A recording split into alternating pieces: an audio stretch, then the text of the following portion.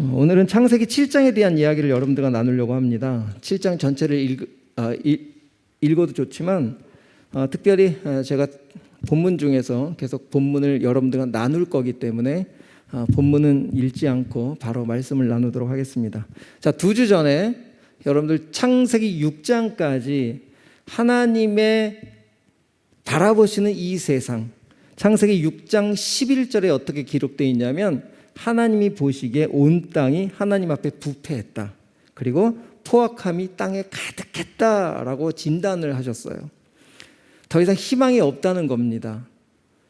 하나님의 은혜와 하나님의 사랑을 계속 부어주심에도 죄악에 만연하고 죄악이 이 땅을 지배하고 삼켜가는 이 속도를 이겨내지 못하는 거죠. 더 이상 희망이 없습니다. 하나님의 사람들도 세상 속의 흐름 속에 그냥 다 넘어가져 있는 그런 모습 속에 하나님은 심판을 하실 수밖에 없게 되었죠. 그런데 하나님은 심판이 목적이 아니라 노아를 통해 방주를 만들게 하심으로 심판을 통한 구원의 목적을 두고 계시다라는 것을 우리에게 가르쳐 주는 거죠. 하나님 죽이시는 게 목적이 아닙니다. 아무리 포악한 죄악된 이 세상을 바라보면서 다시 언제든지 하나님의 사랑, 하나님의 말씀으로 돌아올 때면 그를 받아주겠다라고 하는 가장 노아의 그 인생 가운데, 노아의 시기 가운데 120년 동안 지을 수 있는 가장 큰 배를 허락하셨고 그 배에 누구든지 들어올 수 있도록 방주를 허락하셨다는 거예요. 심판이 목적이 아닌 걸 방주를 통해서 우리는 알게 되는 거죠. 6장 14절에 너는 코페르 나무로 너를 위하여 방주를 만들고 그 안에 칸들을 막고 역청을 그 안팎에 칠하라. 이렇게 하나님은 노아라는 사람을 통해서 방주를 짓게 하시고 지난주에 2주 전에 뭐라고 말씀하셨냐면 너의 방주가 되어야 돼 라고 말씀하셨어요. 그 방주는 다른 사람을 위한 방주가 되면 안 됩니다. 먼저 내 방주가 되어야 돼요. 여러분을 보호하고 여러분들을 구원하실 그 방주 되신 그 구원자이신 그분이 여러분 것이 되었는지를 먼저 확인을 해야 될 필요가 있는 거죠. 그래서 하나님은 노아가 120년 동안 방주를 짓는 동안에 그 방주 안에 있는 여러 가지의 구조물들을 통해서 그분의 사랑이 어떤 사랑이고 그분의 마음이 어떤 마음이고 그분의 계획이 어떤 계획인지를 계속 알려주실 필요가 있었던 거예요. 그래서 노아가 방주를 완성하고 나서 다른 사람만 태우고 자기가 안 타면 안 되니까 노아가 탈 수 있도록 하나님은 구원자가 너의 구원자가 되기를 바라는 마음으로 방주를 짓게 하셨다는 거예요. 이렇게 그 방주 안에 담겨진 의미를 오늘 여러분들과 이 7장 전체에 걸쳐 있는 그 내용을 좀 오늘 파악하시면서 노아의 입장에서 여러분들이 서 있었으면 좋겠어요. 내가 지금 구원을 이뤄가는 이 세상의 과정 속에서 하나님이 준비하신 방주가 정말 내 것이 되었는가? 그것이 믿음이 되었을까? 그 안에 어떤 하나님의 사랑이 숨겨져 있을까? 계속해서 하나님은 알려주시면서 이 노아가 당당하게 그 배에 탈 수 있도록 하나님이 인도하셨던 거죠. 자, 7장 4절을 한번 읽어보겠습니다. 지금부터 7일이면 내가 40주야를 땅에 비를 내려 내가 지은 모든 생물을 지면에서 쓸어버리리라. 지금 쓸어버리리라 라고 하는 단어 자체가 조금 하나님 이러실 수 있어? 아니죠. 하나님은 120년이라는 정말 하나님의 시간, 긴 시간을 기다리고 참고 탈 수 있도록 기회를 주셨다는 거죠. 그런데 마태복음 24장 38절 39절에 보니까 홍수 전에 노아가 방주에 들어가던 날까지 사람들은 먹고 마시고 장가들고 시집가고 다 자기 중심적으로 살았다는 거예요. 하나님의 말씀은 전혀 듣지 않았다는 거예요. 방주가 필요 없다는 거예요. 내가 구원을 만들어 가겠다는 거예요. 내가 결혼함으로써 거기서 행복을 찾을 거고 내가 이 땅에서 가진 돈으로 행복을 찾을 거고 방주 필요 없다는 거예요.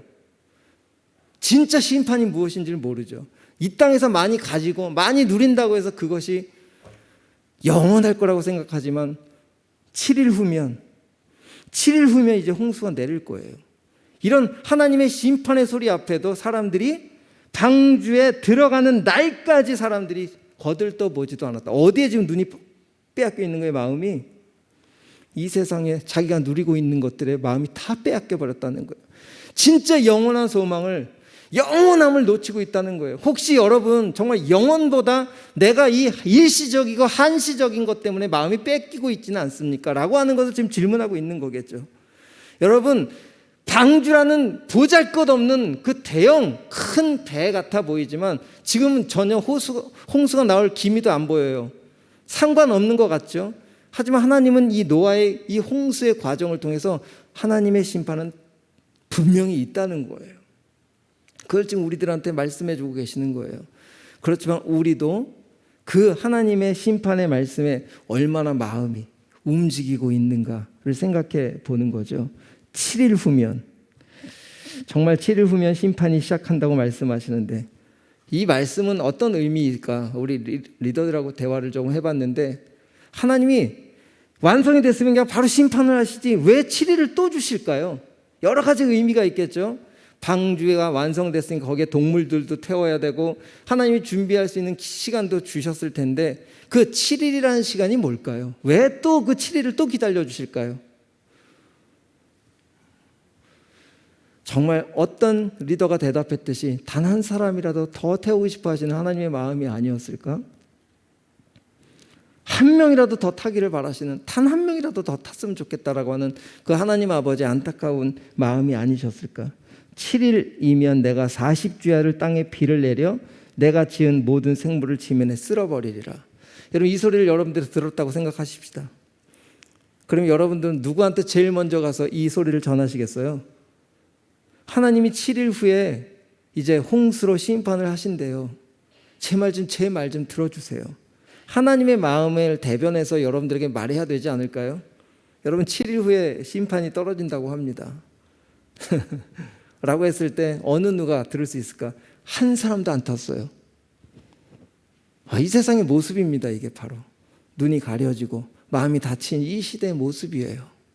하지만 여러분들은 지금 노아의 입장에서 생각을 하고 있으니까 방주가 여러분들 것이 되었다면 이제 방주가 내 것이 된 것으로 끝나는 것이 아니라 노아의 입장에서는 이 방주에 한 사람이라도 더 탈 수 있도록 누군가에게는 그 7일이라는 시간에 무슨 일을 했을까라는 것을 한번 고민해 보면 좋을 것 같습니다.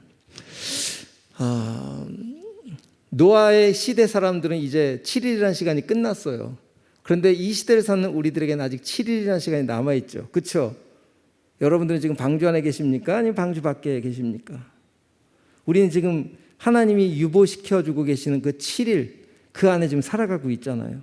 아직 홍수가 시작이 되지 않았잖아요. 아직 불의 심판이 시작이 되지 않았잖아요. 그럼 여러분들은 이 메시지를 통해서 나는 지금 노아처럼 방주가 내 것이 되었는가?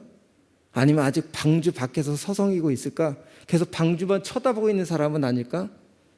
여러분 어디에 소속돼 계세요? 방주가 여러분들 것이에요? 아니면 계속해서 밖에서 방주 잘 만들었다, 멋지다, 와 방주는 도대체 무슨 나무로 만들었어? 계속 감탄만 하고 계실 겁니까? 여러분, 감탄해서는 구원받지 못해요. 바라만 보면 구원받지 못합니다. 방주에 타는 게 목적이에요. 그렇죠? 다 모두가 방주에 타야죠. 자, 그러면 오늘 이 방주에 대해서 조금 더 설명을 해봅시다. 방주는 히브리어로 테바라는 단어예요. 테바라는 단어는 성경에 딱 두 군데만 딱 기록되어 있어요. 테바라는 단어가. 요즘 방주, 노아 때 방주라는 단어하고 또 출애굽기에 갈대상자라고 하는 단어에 똑같은 테바라는 단어가 또 있어요. 출애굽기 2장 3절 한번 읽어봅시다. 더 숨길 수 없게 되매 그를 위하여 갈대상자를 가져다가 역청과 나무 진을 칠하고 아기를 거기 담아 나일 강가에 갈대 사이에 두고 애굽 왕 바로는 자신이 거느리는 땅덩어리 안에 히브리 민족이라는 민족의 숫자가 점점 늘어나서 자기들이 위협을 받으니까 이 히브리 민족의 사내 아이들이 태어나면 다 죽이기로 작정을 하고 산파들을 보낸 거예요. 이제 남자아이만 태어나면 그냥 다 죽는 거예요. 그때 누가 태어나요? 모세가 태어나요. 모세는 그냥 죽을 운명을 갖고 태어난 죄인을 대표하고 있는 것입니다. 우리는 태어남과 동시에 사망이라는 선고를 받은 죄인인 거죠. 그렇죠?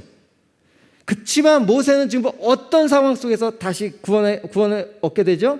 갈대상자라고 하는 그 틀 안에서, 그 갈대 상자 안에서 구원을 얻게 되는 것이 오늘 이 갈대 상자의 비밀인 거예요. 노아도 마찬가지인 거죠. 홍수의 심판 아래 죽을 수밖에 없는 노아이고 온 세상의 사람들이지만 방주를 준비하심으로 방주 안에만 타기만 하면 구원을 받을 수 있다.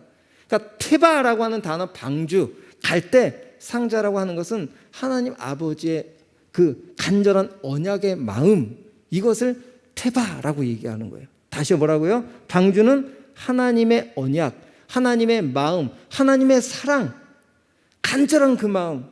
여러분, 무무 영상이 많이 담겨져 있는 그 사이트에서 이 요게벳의 노래라는 들어봤을 거예요. 한번 짧게 2분만 한번 보세요. 그 요게벳, 모세를 지금 죽여야 되는, 모세를 지금 강가에 띄워야 되는 이런 상황 속에 그 엄마의 마음 속에서 하나님 아버지의 마음을 잠깐 한번 경험해 보시기 바랍니다.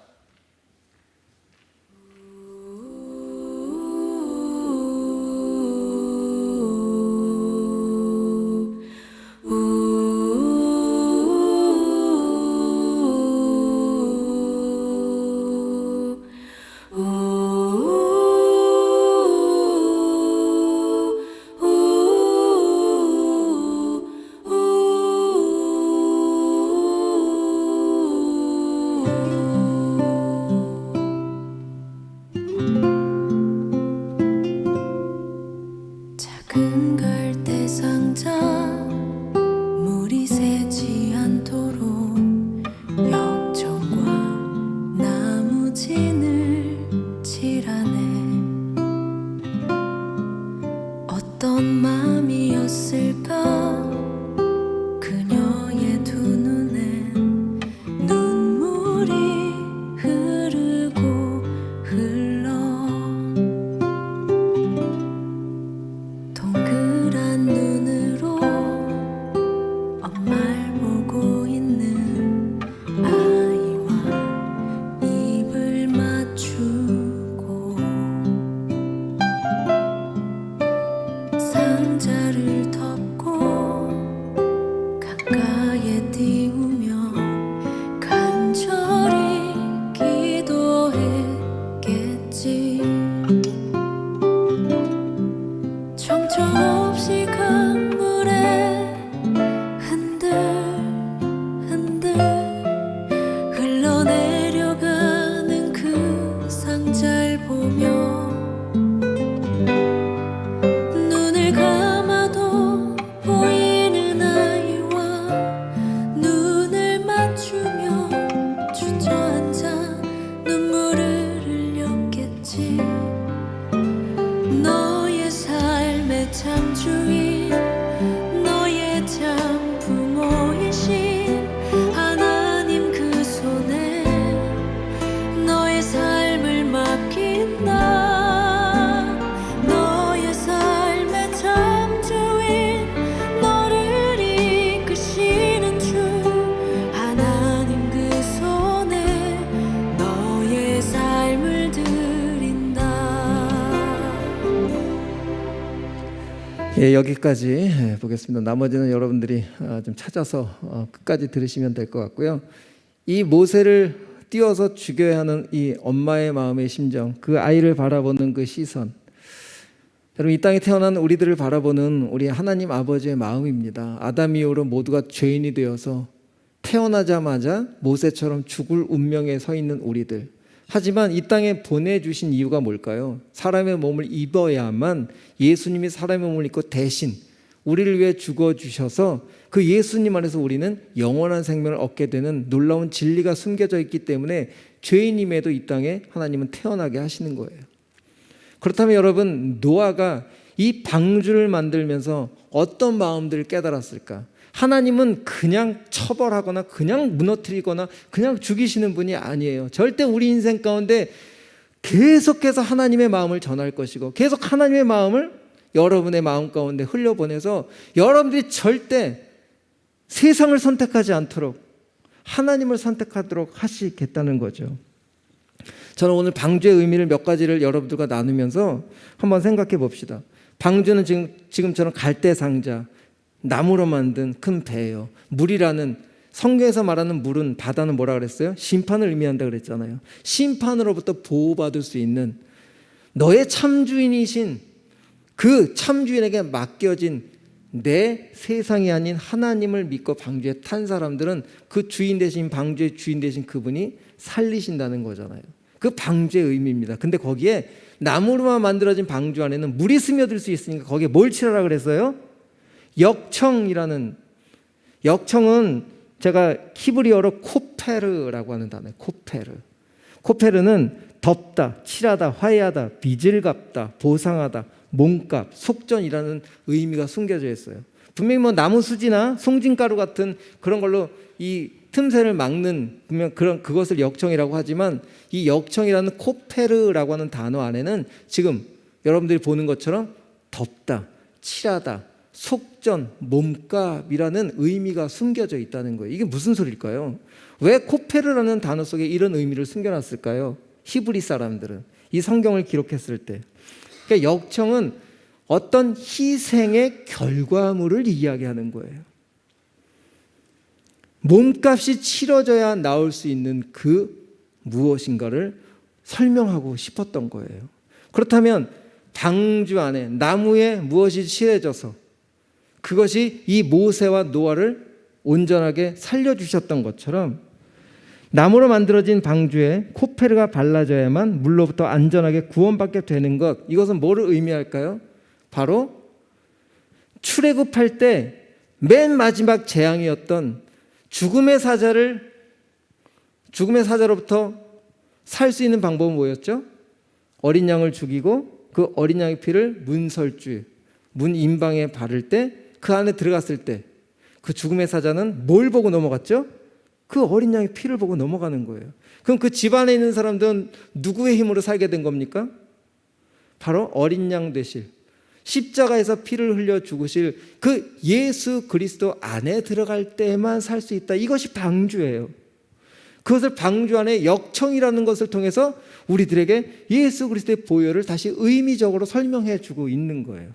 그러니까 이 노아가 나무를 희생하고 나무가 베어지고 이 산들이 벌거숭이가 되어져 가는데 그 나무가 하나하나 희생이 되어져 가면서 그 나무가 붙어서 그 나무 사이에 역청을 칠하면서 예수님이 계속 희생되어야 될 한 나무를 자르면서 누구를 위해 죽었을까?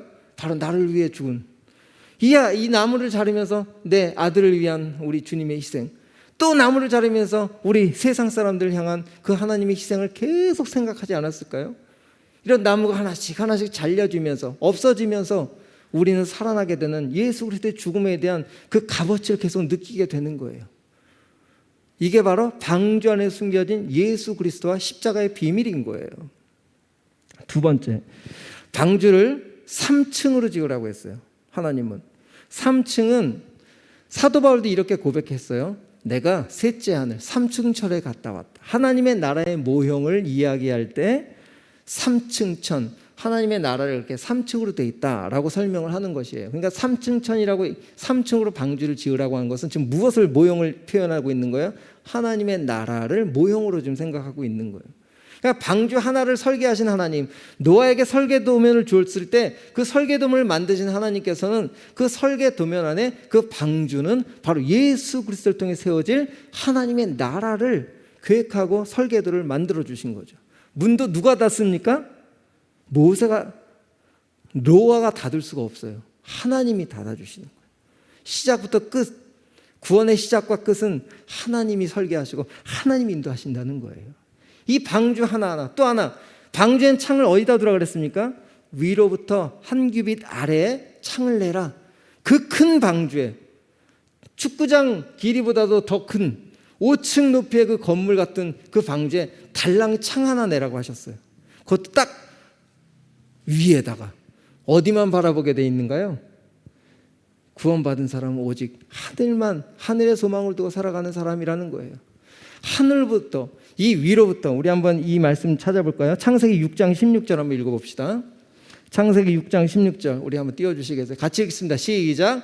거기에 창을 내되 위에서부터 한 규빗에 내고 그 문은 옆으로 내라. 창중하 3층으로 할지니라. 그렇죠? 3층으로 만들게 하고 창을 위로 내게. 여기 위로부터라고 하는 단어가 제가 찾아보니까 정말 귀한 것더라고요. 히브리어로 말이란 뜻이에요. 말. 히브리어로. 그걸 말을 헬라어로 번역하니까 여기 아노땐. 아노땐이라는 단어가 아주 중요한 단어예요. 왜 그러냐면 예수님이 참 많이 사용했던 단어거든요. 내가 위로부터 왔어. 위로부터 할 때 아노땐이에요. 두 번째, 니고데모에게 니고데모야 너는 거듭나야겠다. 위로부터 거듭나야 하겠다. 그 위로부터도 아노땐이에요. 예수님이 많이 사용하시던 단어가 아노땐. 그게 지금 어디에 사용된 거예요? 위로부터 창을 내라. 위로부터 주어지는, 위로부터 오실 예수 그리스도, 위로부터 주어지는 구원, 지금 그것과 다 연결시키고 있는 거예요. 하나님은 구약의 방주를 통해서 앞으로 오실 예수 그리스도를 계속 보여주고 계시는 거예요. 그러니까 노아는 방주를 만들면 만들수록, 방주와 가까이 하면 가까이 할수록 하나님의 마음, 하나님이 창세전부터 계획하신 예수 그리스도가 계속 경험되고 깨달아지고, 창을 볼 때마다 예수님이 보이고, 나무를 볼 때마다 예수님이 보이고, 역청을 칠한 것을 볼 때마다 예수님이 보이니 하나님 온통 노아 곁에 예수 그리스도 하나님의 사랑을 숨겨놓고 계속 보여주고 계셨다는 사실인 거죠. 이러니 노아가 어떻게 하나님의 사랑에 감동이 안 되겠어요.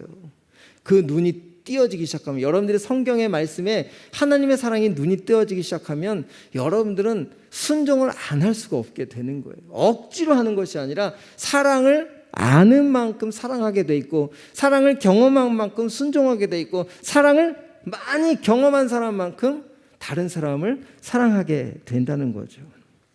여러분, 더 놀라운 사실이 하나 있어요. 창세기 오늘 7장 8절 9절 한번 읽어볼까요? 여러분 성경에 있으면 같이 읽고 우리 앞에 보고 읽겠습니다. 시작. 정결한 짐승과 부정한 짐승과 새와 땅에 기는 모든 것은 하나님이 노아에게 명하신 대로 암수 둘씩 노아에게 나와 방주로 들어갔다. 지금 무슨 짐승이 있어요? 정결한 짐승과 부정한 짐승이 있어요. 이게 무슨 의미로 정결하고 부정한 구별이 되죠? 여러분 한번 생각해 보세요. 아니 뭘 어떻게 잘못했길래 저 짐승이 갑자기 부정하게 됐고, 저 짐승은 뭘 잘했다고 똑같은 짐승인데 왜 정결한 짐승이 되었을까? 이런 생각 안 해보셨어요? 저는 이 노아 방주 사건을 읽으면서 이것에 꽂혀 있는 거예요. 아니 부정한 짐승은 뭐고 정결한 짐승은 뭐지? 지금 정결한 짐승과 부정한 짐승이 구별되어 있습니까? 없습니까? 지금 없잖아요. 그렇다면 하나님이 정결한 짐승과 부정한 짐승을 왜 구별하셨을까를 고민해 보니까 그 시대에 꼭 필요해서 정결한 짐승과 부정한 짐승을 그냥 구별하신 거예요. 특별한 의미가 없어요. 왜? 무엇인가를 보여주기 위해서 구별을 해놨을 뿐인 거예요. 또 언제 이 정결한 짐승과 부정한 짐승을 구별하냐면 제사, 율법 때 제사법을 가르쳐 줄 때 정결한 짐승과 부정한 짐승을 그때 구별하시거든요. 그러니까 하나님은 정결과 부정을 구별할 때는 그 시기에 필요해서 정결과 부정을 구별하셨다는 거예요. 그렇다면 그 이유가 뭔지를 조금 생각해 봅시다. 자, 창세기 8장 결론적으로 한번 가볼게요. 그렇게 정결한 짐승과 부정한 짐승이 지금 다 어디에 탔어요? 어디에 탔어요 지금? 방주에 다 탔잖아요. 자, 생각해 보세요. 부정하다고 결정했으면 그냥 밖에 둬야지. 그래야 방주 안이 깨끗하지 않겠습니까? 근데 하나님은 정결한 짐승과 부정한 짐승을 구별하고 부정한 짐승과 같이 태웠단 말이에요. 정결한 짐승하고. 그러니까 이것이 뭔가 하나님은 이 정결과 부정에 대한 구별을 통해서 이 시대 우리에게 무엇인가를 가르쳐 주려고 한다는 거예요. 방주에 탄 그들이 8장 19절 20절 한번 어떻게 살아나게 되나 봅시다. 땅 위의 동물 곧 모든 짐승과 모든 기는 것과 모든 새도 그 종류대로 방주에서 나왔더라. 그렇죠? 지금 정결하고 부정한 짐승 구별 없이 다 살았어요? 안 살았어요? 다 살았어요. 그 20절이 중요해요. 20절 시작.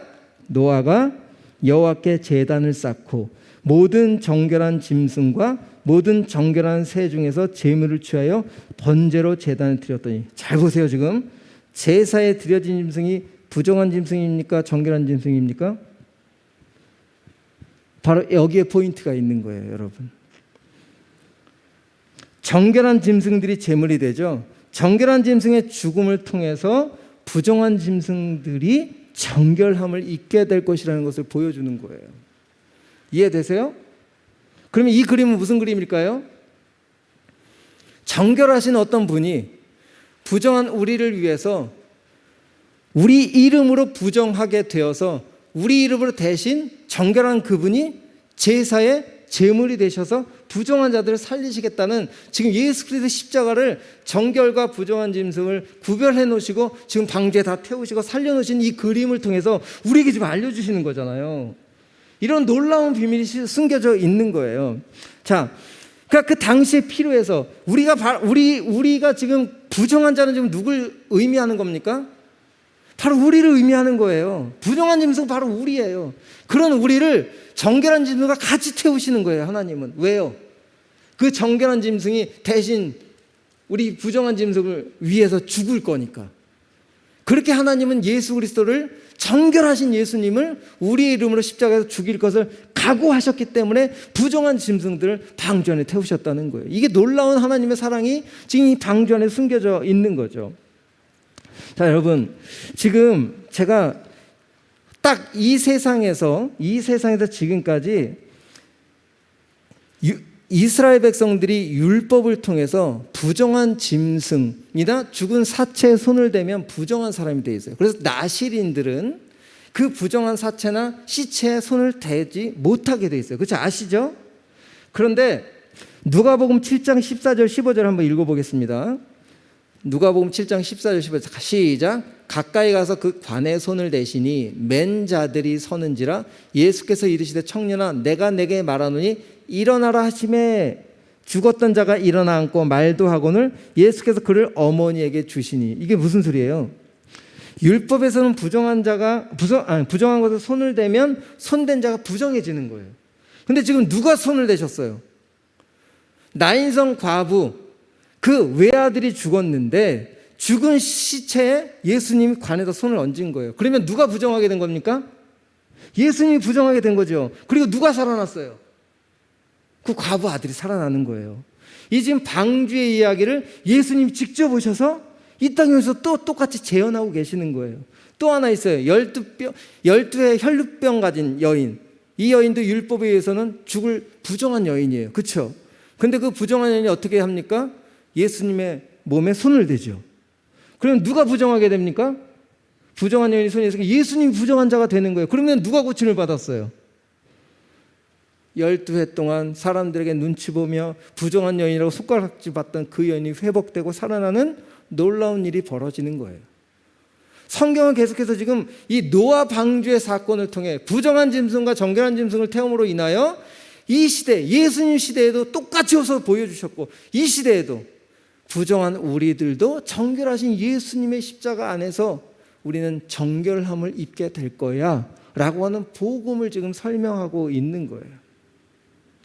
여러분, 이렇게 정결하고 부정함을 가르신 이유는 하나님의 구원의 그 은혜와 사랑이 무엇인지를 가르쳐 주시려고 그렇게 구별해 놓으셨다는 거죠. 이제 정리를 한번 해봅시다. 여러분, 방주의 재료, 나무로부터 역청, 방주의 설계도, 또한 방주 안에 태우신 짐승들, 방주 위에 창을 만드신 그 모든 것, 지금 하나하나가 다 누구를 지금 설명하고 있는 거예요? 다 예수 그리스도를 설명하고 있는 거예요.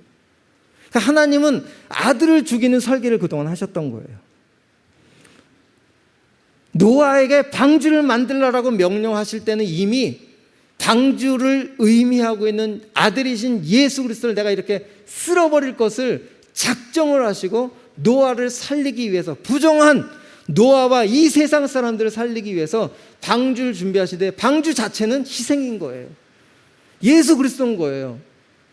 이런 성경 안에 이 숨겨진 비밀을 보면 여러분 감동되지 않으십니까? 와, 하나님은 이렇게 방주라는 것에서 숨겨놓은 예수 그리스도의 진리, 예수 그리스도의 생명, 하나님 아버지의 마음이 이렇게 숨겨져 있음을 이 노아가 깨달은 거예요. 여러분, 이렇게 노아가 준행하였더라 이렇게 결론을 내잖아요. 창세기 7장 5절에 보면 노아가 여호와께서 자기에게 명하신 대로 다 준행하였더라. 이런 말씀 들으면 부담되잖아요. 어떻게 하나님의 말씀을 다 준행할 수 있어? 저 사람은 완전한 사람이야? 아니라는 거예요. 어떤 거예요? 하나님의 마음을 알려주고 깨닫게 하시고 만들게 하시고 거기서 경험하게 하시고 그 나무를 베게 하시고 역경을 치라게 하시고 그러면서 계속 알려주셨다는 거예요. 이게 바로 내 아들을 죽이는, 이 아들이 바로 내 아들이야. 이것이 바로 너를 살리기 위한 나의 방법이야. 그러니 노아가 감동이 안 됐겠습니까? 제가 오늘 여러분 앞에서도 이 목사가 된 것도요, 제가 목사가 되고 싶어서 여기 섰겠습니까?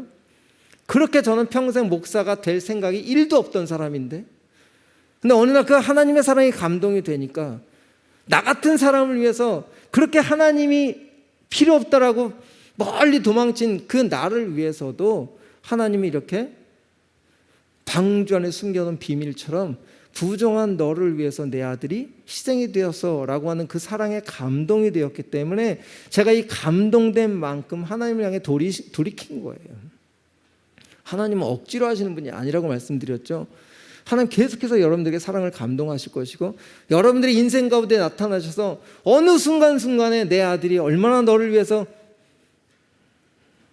그 큰 희생을 치러졌는지를 여러분들에게 알게 하심으로 여러분들이 준행할 수 있도록 그렇게 인도하실 거라는 확신이 저에게 있는 거죠.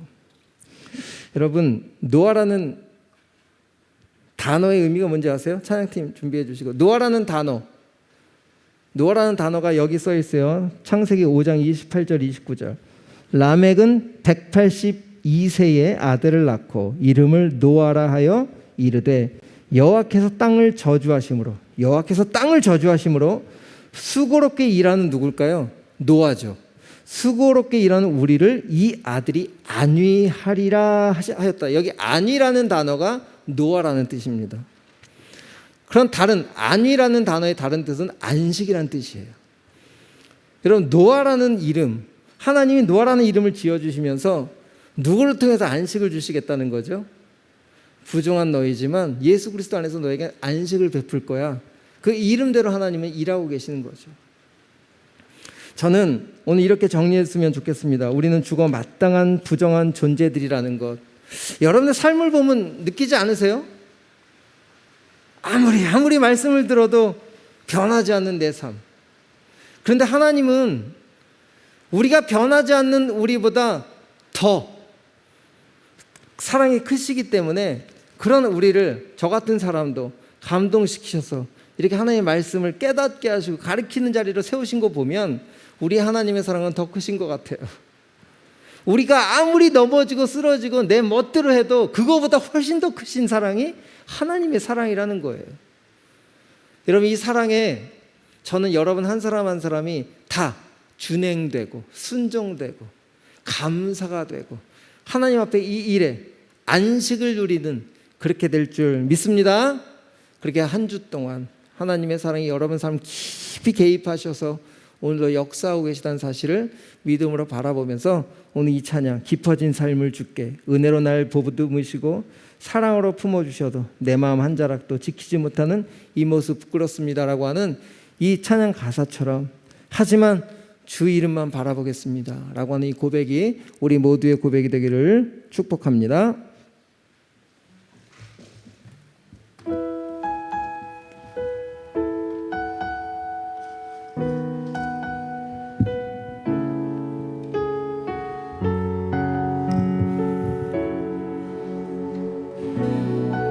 은혜로 날 보듬으시며 은혜로 날 보듬으시고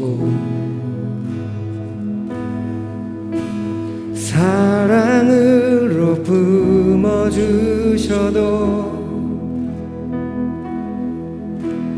내 마음 한 자락도 지키지 못하는 이 모습 부끄럽습니다. 따스한 곁을 내어주신 따스한 곁을 내어주신 주님 앞에 나아갑니다. 표현 못할 긍휼로 나를 붙드시는 주 이름만 바라보. 우리 다시 한번 처음부터 고백합니다. 은혜로 날 보듬으시며 은혜로 날 보듬으시고 사랑으로 품어주셔도 내 마음 한 자락도 지키지 못하는 이 모습 부끄럽습니다. 따스한 곁을 내어주신 따스한 곁을 내어주신 주님 앞에 나아갑니다. 표현 못할 긍휼로 나를 붙드시는 주 이름만 바라봅니다. 매일 마주한 슬픔을 견뎌나가며 주 예수의 마음을 닮아가네. 두려운 걸음마다 주가 동행하니 주 의지하며 보들을 건네. 주의 신실한 소망을 깊이 담으며 주 예수의 풍요를 채워가네. 하나님의 자녀로 명예 지켜가며 깊어진 삶을 주께 드리네. 우리 다시 한번 가사를 생각하며 여러분의 고백이 되었으면 좋겠습니다. 은혜로 날 보듬으시고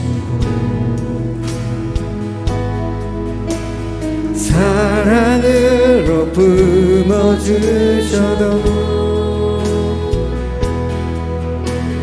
내 마음 한 자락도 지키지 못하는 이 모습. 우리 2절은 우리 형제님들만 고백할까요? 따스한 곁을 내어주신 따스한 곁을 내어주신 주님 앞에 나아갑니다. 표현 못할 긍휼로 나를 붙드시는 주 이름 바라봅니다. 매일 마주한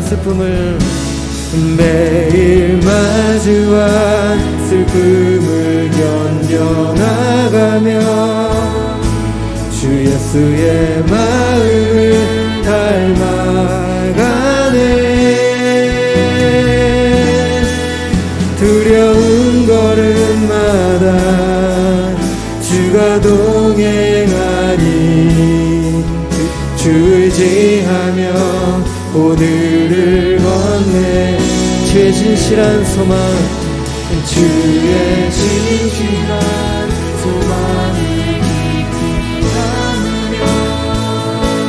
예수의 풍요를 채워가네. 하나님의 자녀로 명예 지켜가며 깊어진 삶을 주께 드리네. 우리 기도합니다. 우리 잠깐 기도할까요? 정말 이 방주 안에서 부정한 짐승을 태우신 우리 하나님, 하나님의 기준 앞에는 절대 태울 수 없는 사람들이죠. 그런데 그 부정한 짐승을 태움으로 인하여 정확하게 정결한 짐승이 되실 어린 양 되신 예수 그리스도를 죽이겠다고 선포하신 겁니다. 바로 그 은혜가 오늘 우리를 여기까지 있게 하신 줄 믿습니다. 그 사랑의 하나님, 내 이 굳어진 마음에 이 빗줄기처럼 굳어진 마음을 계속 비를 내려주셔서 그것이 진흙이 되고 하나님의 빚어지는 찰흙이 되어서 하나님 원하시는 그릇이 되게 하여 주옵소서. 우리 그렇게 기도하며 나가겠습니다.